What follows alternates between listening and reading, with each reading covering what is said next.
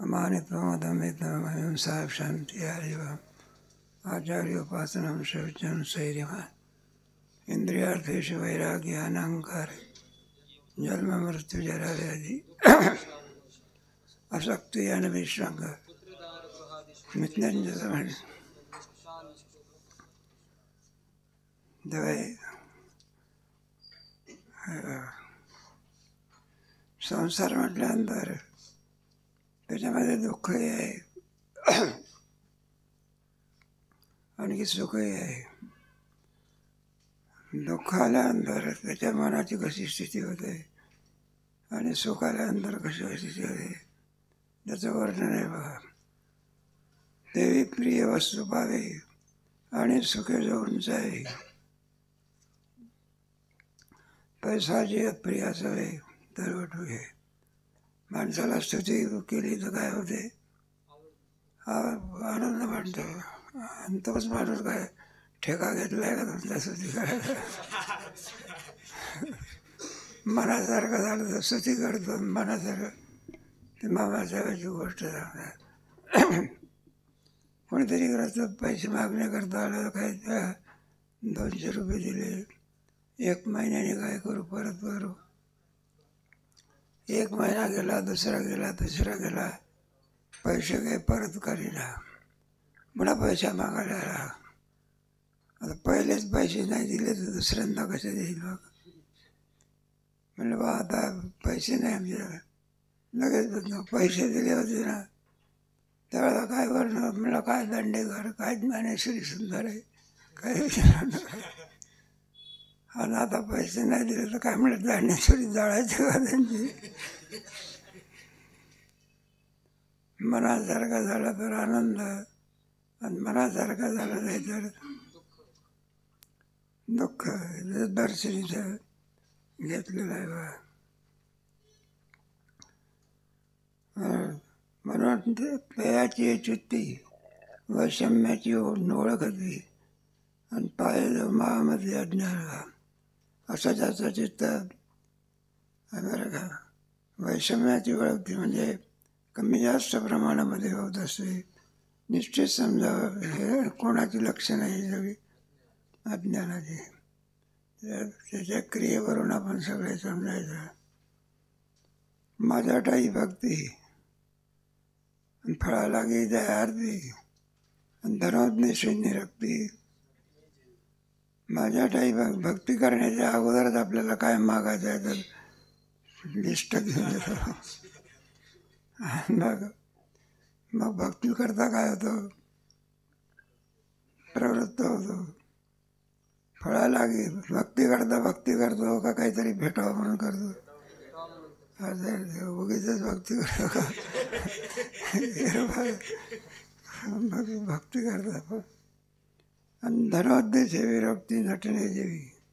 धनोद्देश विरक्ती. एखादा विरक्त पुरुष बहुरूपी मनुष्य असतो तो सोंग आणतो, उगीच सोंग आणतो काहीतरी मिळावं म्हणून.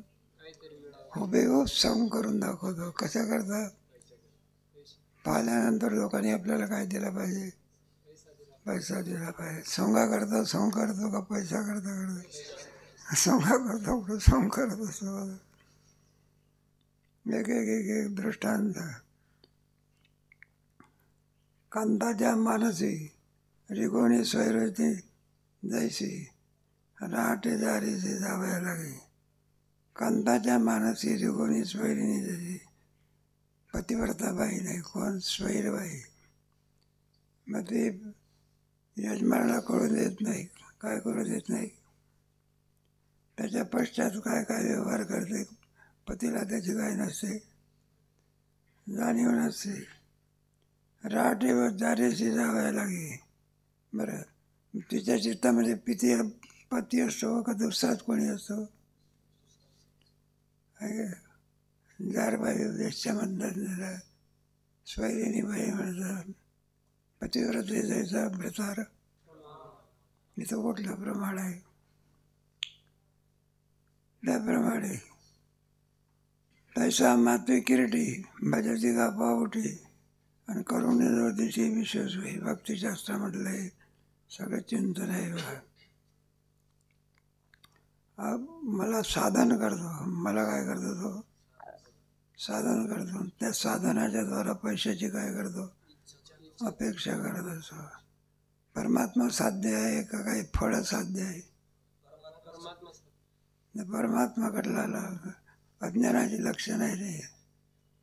कोणाची लक्षणं आहे? काय काय मागत नाही.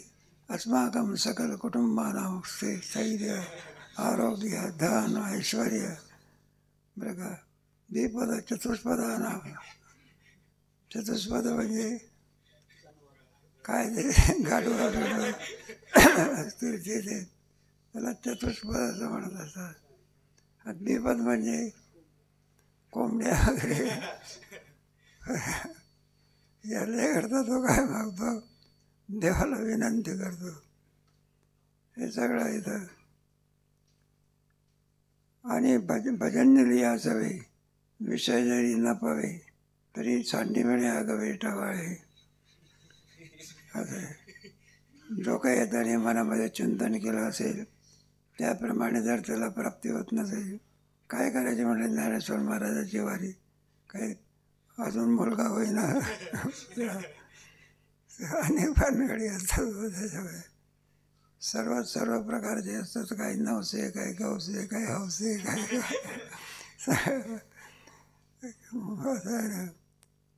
त्याच्यामुळे ज्ञानेश्वर महाराजांनी अज्ञानी लोकांचं चिन्ह, अज्ञानी एवढ्या लोकांचं हे चिंतन करण्याचं कारण काय, तर आपल्या अज्ञानाची काय व्हावी. जोपर्यंत माणसाचं चुकते असं जोपर्यंत ध्यानात येत नाही तोपर्यंत दुसऱ्यालाच मूर्खात काढत असतो. मग अर्जुनाचं तरी काय, आपलं चुकते आहे कुठं झालं, उलट देवालाच मूर्खात काढतो. काय काय काय कराय. मग तो देवालाही पण पंचायती पडते. म्हणलं मला आहे मूर्ख समजतो शहाणा. मूर्ख म्हणा तिकडून पंचायती. मूर्खाची व्याख्या सांगतात बघा कोणाची, म्हणजे मग त्याला कळून चुकले. पंडितासारखं बोलतो. पंडित कोणाला म्हणतो, अस्वच्छ आनंद शोधत अज्ञान गता असून गता असून तसा ऐका तो. मग त्याच्या ध्यानात म्हटलं चुकतंय आपलं काय, कार्पण्य दोष हो पेक्षा बेचा. मग त्याच्या ध्यानामध्ये आपलं काहीतरी चुकते. हे चाललेलं आहे आपलं. दृष्टांताने कुणबट कुळवाडी जैसा अनान देव मांडे आदिनाची परवडी करीत आहे. कुणबट म्हणजे मराठा माणूस म्हणा, कुणबट माणूस म्हणा, शेती करत असतो. मग काय करत होतो, अनान देव मांडणे म्हणजे यावर्षी याचे शेत, दुसऱ्याचं कुळ दुसऱ्या दिवशी तिसऱ्याचं कुळ, एकाच कुळ त्याच्याशी संयुक्त राहतो का भिन्न भिन्न.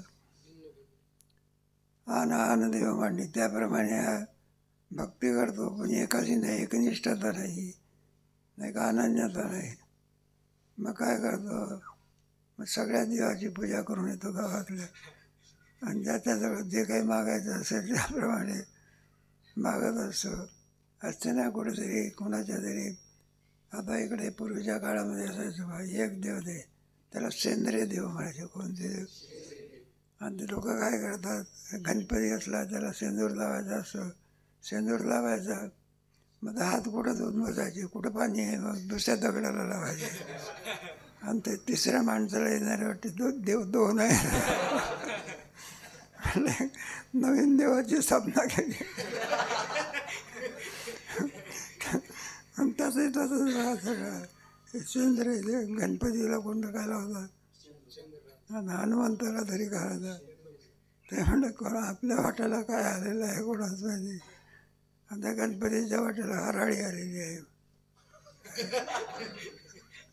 त्यांनी सांगितलं, म्हणलं मला मोदक आवडते आणि हराळी गजानन.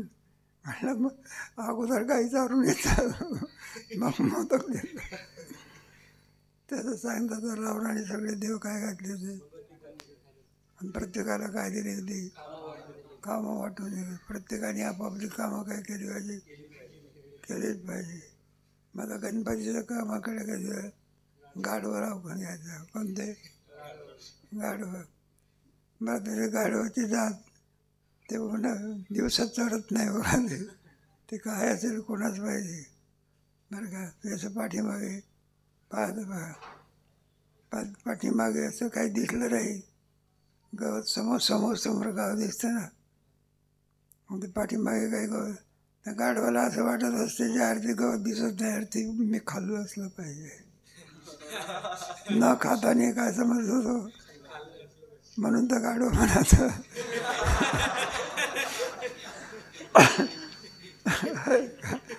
कठीण आहे नाही. आणि ती गाढवं खायची कपाटी घ्यायची. ते कोण तुमचा विचारायचं म्हणलं बघ हे कपाटी दिसते चरले नाही. आता वास्तविक त्याला गणपती काय करेल. मग म्हणतलं हे गणपती गाढवं किती आहेत 21. म्हणला 21 पेंड्या गवताच्या घेऊन यायच्या. कशा करता 21 गाढवा करता किती अजूनही गणपतीच्या डोक्यावर 21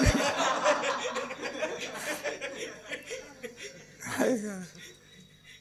तर हराळीच वाहतात.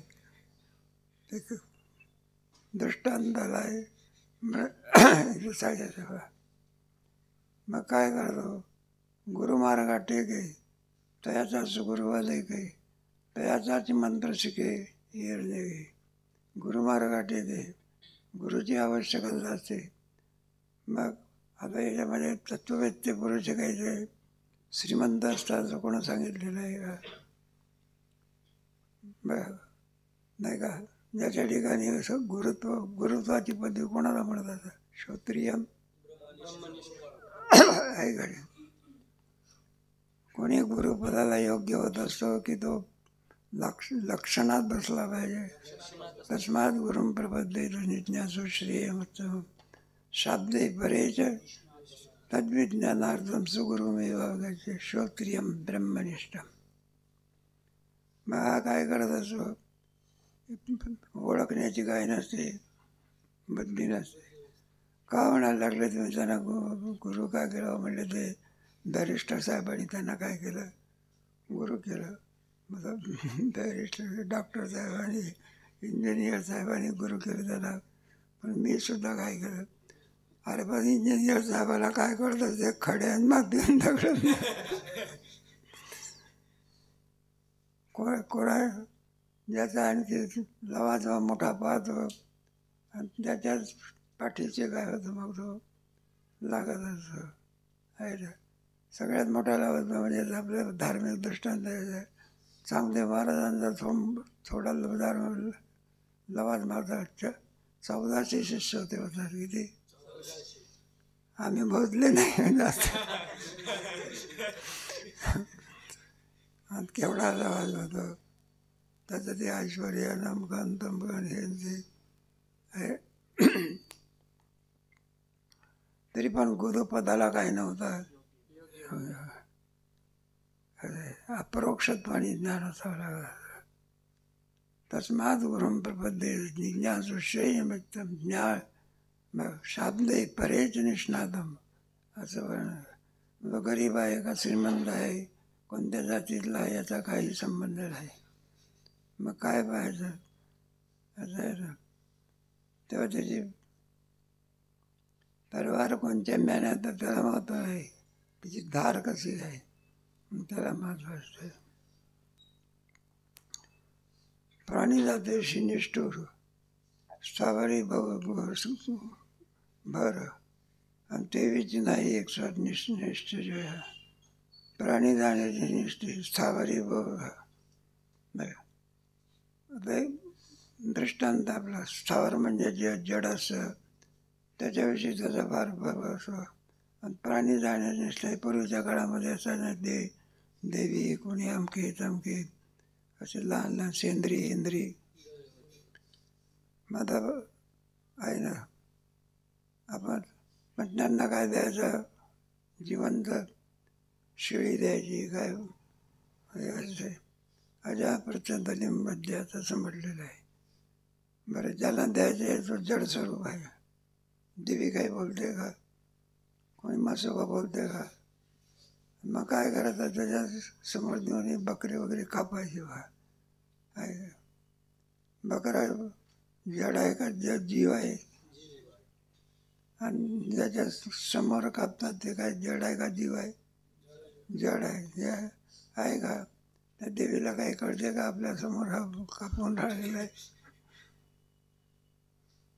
आहे का? कशा करता मग ती प्रसन्न व्हावी म्हणून काय व्हावी, आपण ज्या नाही का असं बऱ्याचशा गोष्टी त्याच्यामधलं कशा करता सांगितलं हे एकंदरीत खुशाल आनंदाने. आता अलीकडे कमी प्रमाणामध्ये खरं त्याच्यातलं असं म्हणतात आपल्याला काही माहिती नाही. नाव बरं का ते त्यांची शेळी म्हणा द्यायची वगैरे कशा करतात ते देवी करता नाही, आपल्याच करतात. नाव कोणा निमित्त कोणाचं, आणि त्याच्यावर मजा कोण मारायची मारायची. ते विचित्र प्रकार तरी बरेचसे असतात. इथे सुद्धा आळंदीला पाठीमागे ओढ्याच्या पाठीमागे कबीरगंज आहे ना आपले एक मध्ये काय ते डुकरं असतात ना, त्या जिवंत डुकराला धरायचं पाहिजे, हातपाय काय करायचे बांधायचे, आणि ते लाकडं बिकडं पेटवायचे, त्याच्यात काय करायचे त्याला टाकायचे.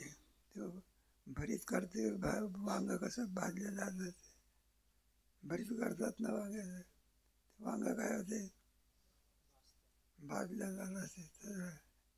आणि त्याचं म्हणते डुकर ते नाही का ते मेलेले डुकर ते त्याच्यामध्ये, आणि त्याच्यावरती मग आपली पार्टी मारायची. पार्टी म्हणतात काय कोणते प्रकार असेल काही सांगता येत. साधू संतांनी सगळ्याचे सेंदरी गिंदरी कोण एक एक एक एक दृष्टांत देऊन आणि हा सिद्धांत इथे सांगणार बरे नाही का. माझी मूर्ती निपजवी आणि घराचे कोणी बरं का पांडुरंगाची मूर्ती कोपऱ्यामध्ये बसवायची, आणि आपण देवदेवी यात्रेत आहे. निघाला आपल्या कोणी मंडळादेवीच्या यात्रेला तर कोणी कशाच्या यात्रेला, अजूनही त्या प्रथा पुष्कळच्या आहे ना. नित्य आराधन माझे मकाजी कुळदेवता भजे, पर्व विशेष केली पूजा, एकाच्या ठिकाणी किंवा या स्त्री राहत नाही. अनन्यता नावाचा दिवस आपला गुण आहे. त्या एकनिष्ठा त्याचा कोणाच्याच ठिकाणी काय होत नाही आहे ना. का म्हणायला लागले इकडे पांडुरंगाच्या वारीला जात असता येता येतात, आणखी दुसऱ्या शिंगणापूर काय तुमचं, आणखी आता पांडुरंगाचं दर्शन केल्यानंतर पुन्हा नाही का जेजुरीच्या खंडोला जाण्याची काय असं मल्हारी दिवाळी माझ्या वारी एक एक एक एक दृष्टांत देऊन असे जाणं. माझे अधिष्ठान घरी आणि ओवासे आणाचे करी, पितृकार्य अवसरी पितराचा होय. एकाच्याच ठिकाणी आणि तो एकनिष्ठ नसताना घरी पांडुरंगाची उपासना आहे, आणि ओवासे आणाचे करी पुन्हा दुसऱ्या कोणातरी सामान्य देवतेकडे जात असतो. आणि पितृकार्य अवसरी पितराचा होय. हे जे पितराचे दिवस असताना त्याचा अर्थ असा नाही घ्यायचा वेगळा अर्थ एकनिष्ठता बघायचे काय. कारण शास्त्राने सुद्धा असं सांगितले भौतयज्ञ, तुमचा पितृयज्ञ, देवयज्ञ, ब्रह्मयज्ञ, मनुष्ययज्ञ. भौतयज्ञ म्हणजे आपल्यावर जे पक्षी कशावर जगत असतात, म्हणजे काही आपण अन्न तयार केलं असेल त्याचा काकबडी असं म्हणतात. ते अन्न काय करायचं बाय ते चिमण्या कावळी येऊन काय करतात खाऊन जात असतात. त्याच्यात सुद्धा त्यांची भांडणं होत असते बरं का. एक जण ए बाजूला एक जण बाजूला ते त्याला भौतयज्ञ म्हणतात. कारण ते काही स्वयंपाक करू शकतात का बरं. ते काही कावळा म्हणा किंवा आणखी इतर काही पक्षी म्हणा ते काय गवत खात असते का, मग ते काय तुम्ही बाकी चुरमुरे जर टाकले तर सगळे कावळे काय येतात एकत्रित येत असतात. त्याला भौतयज्ञ म्हणतात.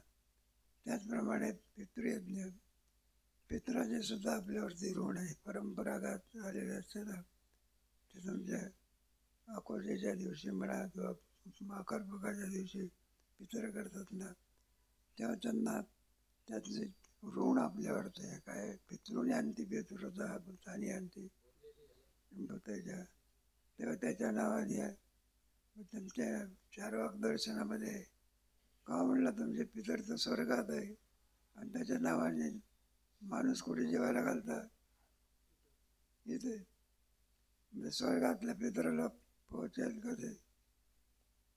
कोणाची शंका आहे?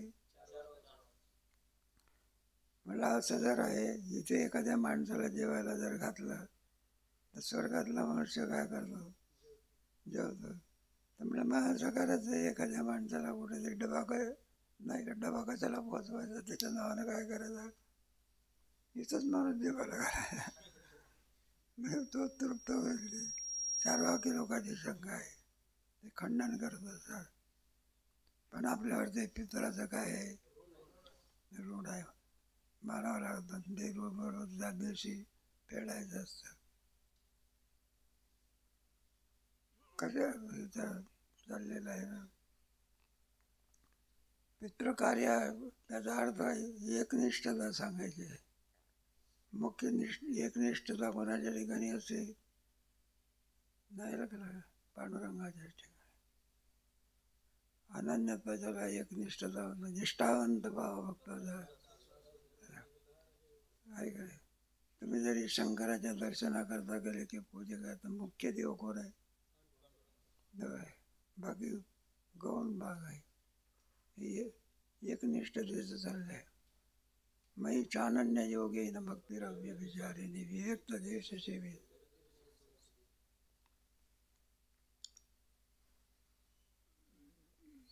एकादशीच्या दिवशी जे तुला पाड अमासी आणि ते तुळशी नागाची.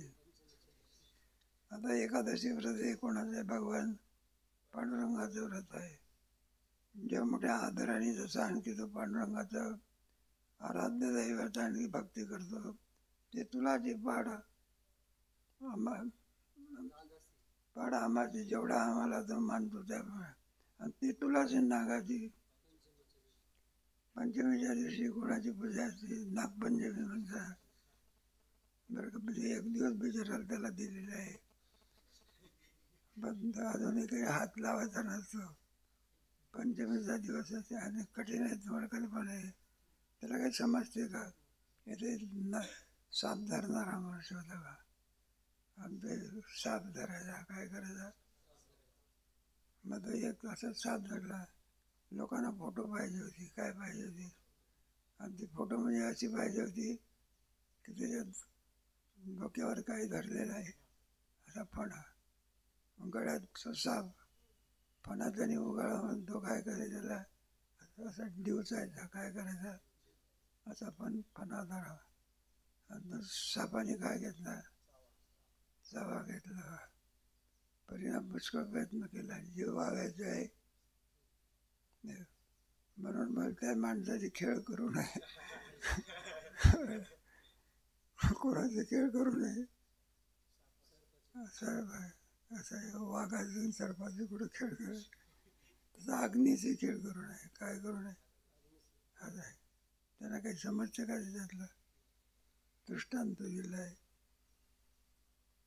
फक्त समजण्याच्या क्रिया ज्या असते ते मनुष्य देहातच आहे. इतर देहामध्ये काय नाही, ते दैव. आता आपण जे काही बोलतो त्याप्रमाणे व्यवहार करण्याची शक्ती मनुष्य देहात आहे, अन्य देहामध्ये आहे. ज्ञान नाही, त्याचं ज्ञान आहे पण अल्पज्ञान आहे. किती ज्ञान आहे? एखाद्या कुत्र्याची किती स्तुती केली, हसत असते का कुत्रा? माणूस काय होता? ज्या अर्थी हसतो त्या अर्थी त्याला प्रतिक्रिया झाली असली पाहिजे. आणि एखाद्या याच्याशी आपण जर त्याला काही हे सांगितलं, त्याला ज्ञान आहे पण अल्पज्ञान आहे. किती ज्ञान आहे? पूर्ण ज्ञान फक्त कुणाला आहे? मनुष्य द्यावं. सांग देव ज्याला म्हणतात. कोणता इतराला आहे बरं का, पण त्यांच्या अपरिमित इंद्रिय आहे. मनुष्य देह केस करून इतर देहामध्ये हात नाही, काय नाही. कुठे हात आहे त्यांना? खरं कुठं आहे त्यांना? हसण्याची क्रिया फक्त मनुष्य देहातच होते. हसण्याची क्रिया काय होत नाही इतर देहामध्ये. उगाने कोणता देह चालतो? माणूसच. मनुष्य देह केस करून सगळे उगाने चालतात का? म्हणजे म्हणून तर मनुष्य देहाचं आणि दुर्लभत्व सांगितलंय. काय सांगितलेले? बरे झाले आजीवरी नाही, बरे झाले आलो जन्मासी जोड जोडली मला भाजी उत्तम. बरे झाले आजीवरी नाही पडलो वाचवणे आले. ईश्वराची काय कृपा आहे. पण त्याचा उपयोग करता आला पाहिजे ना. काय करता आला पाहिजे? काय करे? काय माणसं उपयोग करतात. सारी जेल कशाने भरली असते? गुन्हेगार लोक कधी कधी आकडे येतात ना त्याचे. मागच्या वर्षी गुन्हेगारी लोक किती होते, या वर्षी किती होते? गेल्या वर्षी ॲक्सिडेंटने किती माणसं मेले, यावर्षी संख्या कमी आहे का जास्त आहे? आत्महत्या किती झाल्या त्याची बेरीज येत असते. त्याच्यात सुधारणा झाली पाहिजे. काय झाली पाहिजे?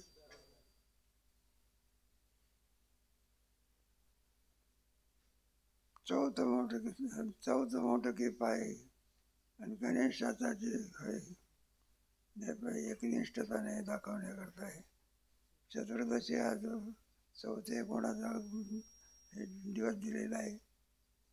गणपतीचा दिलेला आहे. आणि चौदिशी म्हणे तुझाची मार्ग. चतुर्दशी पौर्णिमेच्या अगोदर येते काय म्हणतात? दुर्गे दुर्गट भारी तुझी संसार. नित्य नैमित्तिक कर्मे सांडी मग बसे नवचंडी. आपलं काही नित्य नैमिक आणि बाहेर राहिलेलं आहे याचं त्याला काही वाटत नाही. आणि आदित्यवरी वाडी भैरवा पक्षी रविवार दिवस आदित्यवाडी भैरव नाही का तुझ्या देवतामध्ये देवता आहे ना भैरवा असं विषय घेतलेला आहे. काय नित्य नैमित्तिक कर्मे चांडी मग बायचे नवचंडी. म्हणजे नवरात्र वगैरे असं ना, रामनवमीचं रोज नवरात्र असतं किंवा गणेश आपल्या भगवानचे नवरात्र असतात. त्याच्यामध्ये जो अनुष्ठानाला बसत असतो भैरवा पादरी, काय त्याचा काय अर्थ आहे केलेला आहे? मोठ्या हा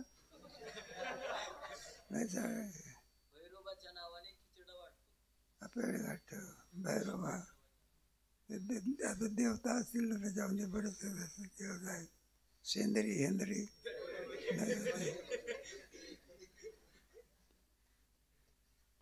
पाठी सोमवार पावे आणि बेलेस लिंगा असा एकलाची आगावे जोगावी. पुन्हा सोमवार आल्यानंतर पुन्हा पांडुरंगाचा दिवस गेला मग कोणाच्या घ्यायला जात असत. आता तरी बरं आहे बघा वारकऱ्यामध्ये तुम्हाला ते वारकरी फक्त एकादशी करत असतात. सोमवार काय करायचे अजूनही आहे मला वाटतं काय.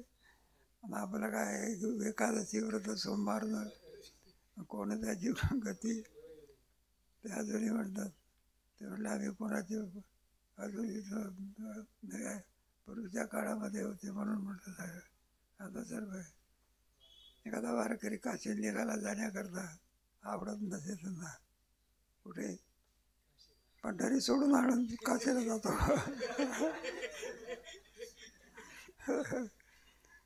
असे लोक पूर्वीच्या काळातल्या गोष्टी पण घेतलं आहे. ऐसा अखंड भजन करी आणि उगान क्षणभरी भजनामध्ये खंड नाही, पण एक देवता आहे का अनेक देवता आहे? नागवेणी गावदारी आहे ज्ञानेश्वर महाराज नाही का, वेश्याला कुठं पतिव्रता पती असतो का त्याला? तो दृष्टांत इथे दिला. ऐसेनी जो भक्त देखसी सैरा धावत, अज्ञानाचा जाण मरतो अवतारत. अशा रीतीने एकनिष्ठता ज्याच्या ठिकाणी नाही, अनेकत्व ज्याच्या ठिकाणी आहे, असा जो कोणी दिसेल त्याची भक्ती, तो अज्ञानाचा साधन आहे, अवतार आहे. दृष्टांत आहे. इथे आज विषय संपला बघा. बरं का, अमानित्वम अदम्यत्वम अहिंसा क्षांती आर्जम वाचार उपासनम शौचम संयम इंद्रियार्थेषु वैराग्य अहंकार जन्म मृत्यू जरा व्याधि दुःख दोष आसक्ति अनिसंग पुत्रद्वारदिषु नित्यंजन मयि च अनन्य योगेन भक्ति योगेन सगुणान् संहितान् ब्रह्म भूयाय. बरोबर आहे. मयि च अनन्य योगेन भक्ति योगेन हा विशेष देश जैवित्वार्थी जनसंसदे हे सगळं दाखवा. आता दुसरा आणि प्रकार इथं सांग. आणि एकांत चौकट आहे नाही का, विविक्त देश संस्कृती त्याचं व्याख्यान आहे. एकांत आहे, चौकट आहे, तपोवन आहे, तीर्थे तटे आणि ते कोणी जोगा विटे तोची तोची. एकांत नाही का, पवित्र जागा आहे, तपोवन आहे, तीर्थे तटे नाही का, नदीचा किनारा आहे म्हणा, साधू संतांनी जिथे वास्तव्य केलं आहे, अशा जागा त्याला आवडत नाही. मग कोणत्या जागा ज्याच्यावरती जुगार चालतो, कोणी काही चालतं, चव्हाटे चालत असतो, अशा जागा त्याला काय होत असतात. आता एकांत एक मामाच्या गोष्ट सांगायची. आता त्यांचा मोठ्या ज्ञानी लोकांशी, श्रीमंत लोकांशी त्यांचं सगळं सहवास असायचा. मग सहज म्हणायचे, बा तुम्ही गीता वाचत जा, ज्ञानेश्वरी वाचत जा, त्याच्यामुळे तुम्हाला बराचसा आणखी लाभ होईल वगैरे. ते म्हणायला लागले, सोनं पण म्हणायला लागले, वेळ कुठे आहे आम्हाला, काय नाही. घरी म्हणले नातू पण तू अमके चमके हे ते आहे आणि आम्हाला वेळ कुठं आहे बरं. अहो म्हणे वेळात वेळ काढायची, नातू पण तू असून असं सोयचं आहे. पुढे काय झालं, मग काहीतरी सुनबाईच्याकडे लग्नाला निघाला आहे. त्या लग्नामध्ये सुनबाईने सगळे आचडे बचडे काय सगळे घेऊन गेले आणि घरामध्ये फक्त कोण जरा एकटा म्हातारा राहिला. मग मामा म्हणाला तर सहज. मग त्याला सांगितलं, म्हटलं आता तुम्हाला एकांत आहे की काय आहे, आता काय तुम्हाला ज्ञानेश्वरी वाचायला आणि जप करायला आणि तप करायला जाण्याचा काही नाही, अडथळा काही आहे. म्हणतात आता कुशल जप करा, ज्ञानेश्वरी वाचा. अहो म्हणलं सोनं पण तुम्हाला काय कल्पना आहे, सुनबाईला सांगत होतं एकतरी नातू ठेवूनच सगळे घेऊन गेले. एकांत आवडतो का लोकांत आवडतो? आहे का? एकांत सर्व दृष्टीने कसा असतो, दोघं जण कुठे केव्हा पाहिजे, एकांत केव्हा असावा. प्रवास म्हटला की दोघं जण असावा.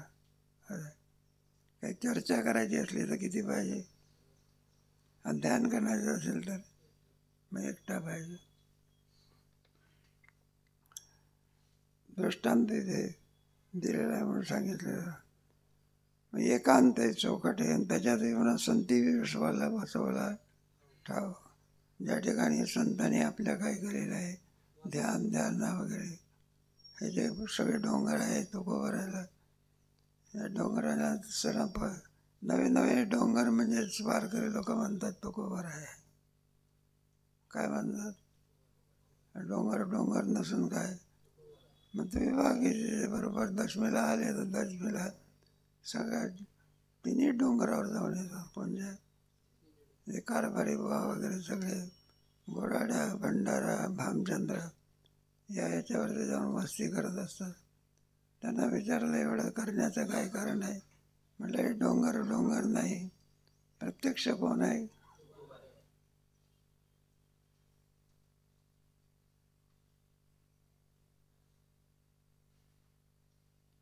तीर्थे तटे देखो ने जोगा विठे तो ध्वजी.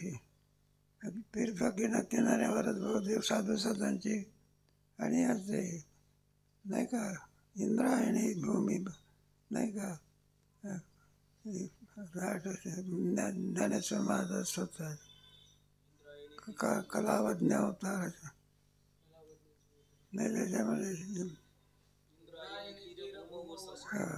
इंद्राय वसंतम समाधीस्थ मूर्ती.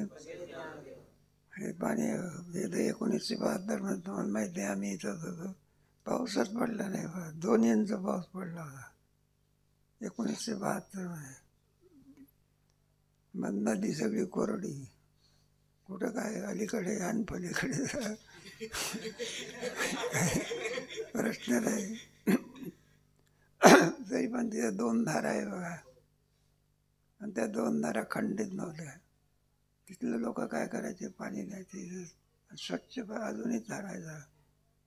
आम्ही सुद्धा जेव्हा मी कशा करत म्हणून जिथे पाणी असते तिथे साधू असतो. कुठे साधू को जल चाहिए असं म्हटलेलं आहे. म्हणून सगळी आश्रम वगैरे कुठे कुठे असतात नदीच्या किनाऱ्यावर. नर्मदा म्हणा किंवा म्हणा इंद्रायणी भूमी वसंतम समाधीस्थ मूर्तिम. भाग्यवान नदी आहे ना. कारण हीच नदी कोणाला मिळते चंद्रभागेला. आणि पुढे मग या नदीच्या किनाऱ्यावर 2 इंद्रायणीला इतकं भाग्य प्राप्त होण्याचं कारण काय? त्याला बा वारकरी सांभाळले. ज्ञानोबा आहे तुकोबा आहे कोणाच्या कडेला आहे? इंद्रायणी आहे. देव कोणाच्या कडेला आहे? आणि आळंदीला कोण? ज्ञानेश्वर देवला कोण? आणि हे सगळ्या वारकरी संप्रदायाचं काय? ज्ञानदेव रचिला दुखा झाला असे. म्हणजे पंढरीपेक्षा हे पंढरी होणे सोपे. आणि काही काळ कापले असे. म्हणून पंढरीपेक्षा या क्षेत्राचा महिमा काय अधिक आहे.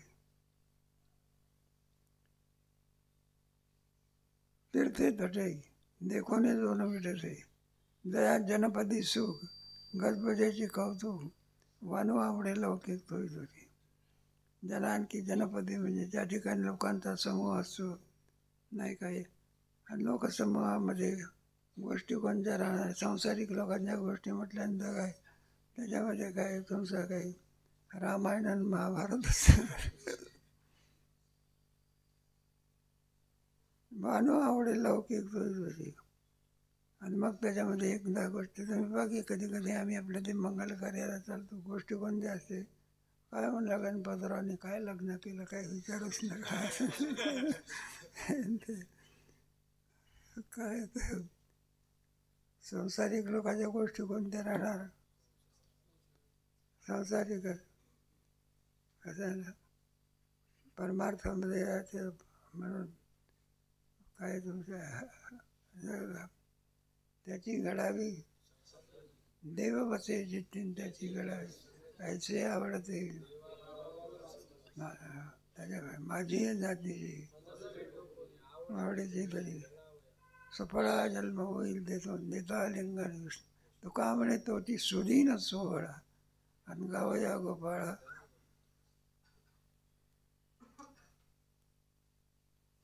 आणि आत्मा गोचर होय ऐशी जे विद्या आहे आणि ते ऐकून ठेवलं आहे सुरू.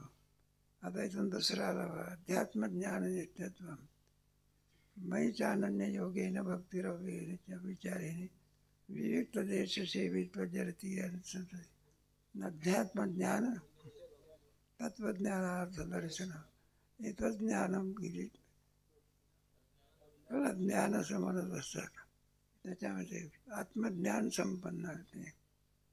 हा आत्मा काय करत नाही त्याला नावच माहिती नाही. आत्मा नाव नाही का. अध्यात्म विद्या म्हणत असतात. आत्मागोचर होय अनायशी जी विद्या आहे, अशी जी अध्यात्म विद्या. कोणती विद्या आहे? आणि ते ऐकूनही डौरव आहे, विद्वांस जो ते ऐकून त्याला कोणत्याही प्रकारे प्रतिष्ठेचा देऊ शकत नाही. उपनिषदाकडे नावाचे, योगशास्त्र नावाचे, अध्यात्मज्ञानी दयाचे म्हणायचे नाही. उपनिषद म्हणा, इतर जे काही आहे अलीकडे तर सगळ्या सुशिक्षित लोकांमध्ये कादंबऱ्याचं युग आहे. कशाचं? आता कादंबऱ्यामध्ये काही नसते, मनाला तसं लिहिलेलं असतं. आपलं काय जास्त भरकटा धरत ना विचित्र त्याच्यामध्ये सकाळची प्रवृत्ती, सूर्य उदयाला होते आणि एखादं मॉडेल आपलं दाखवायचं त्याच्यामध्ये, आणि सगळ्या विचित्र प्रकार असतो. पण उपरी दशोपनिषद आहे जे ज्ञान आणि योगशास्त्र, योगचित्तवृत्ती. ज्ञानेश्वर महाराजांनी योगावरती किती वर्णन केलं आहे. अध्याय 6वा वाचा तुम्ही गीतेमधला, नाही किती खर्च घातलेले आहे त्याच्या.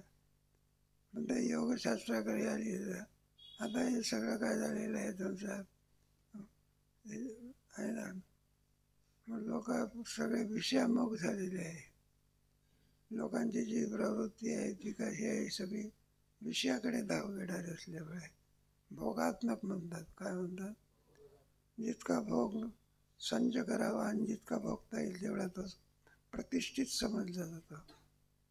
कोण समजलं जातं? ज्याच्याजवळ काही नाही, ज्ञान आहे पण त्याला कोणी विचारतात बघा, त्याला कोणी विचारत नाही. ज्याच्याजवळ पैसा आहे त्याला काय मान, मान्यता, धन वगैरे सगळे. म्हणून योगशास्त्र लोप पावलं चाललं आहे. काय चाललं आहे? कुठे काय होतं तर विचार आहे काय आपला काय नाव त्याचं, सगळे आसनं करतात रामदेव बाबा. आता एवढा मोठा परिसर आणि एक माणूस आहे ते पण समाधीपर्यंत गेला. जोग महाराजांचे शिष्य तुकाराम खेटल्यावर होते ना, योगी पुरुष होते, त्यांना समाधी लागत असे. असं ऐकून हवं काय खरं आहे खोटं काय. पण आम्ही त्यांची कुटी वगैरे पाहिली तिथं खेटल्याला गेल्यानंतर. त्याने आम्ही पाहिली. इथे जोग महाराजांचा मोठा उत्सव झाला त्यावेळेला. इथे 18 दिवसाचा उत्सव झाला. किती मोठा उत्सव झाला. त्याच्यामध्ये 18 दिवस इथे होते. 2-3 पंक्ती घेतल्या होत्या फळांनी. आणि मोठ्या माणसाचं असे केवळ काही दिवस तर पुढे नुसत्या कॉफीवर होते. कशावर ते योगी कसा जगतो अन्नावरच आहे असं मानता येत नाही त्याला. इथे योगी या सागरी जीवनाकर जो अन्न जरी नाही खाल्ला तरी सतेज असतो. अन्नाचे काही नाही. योगशास्त्र आहे ना.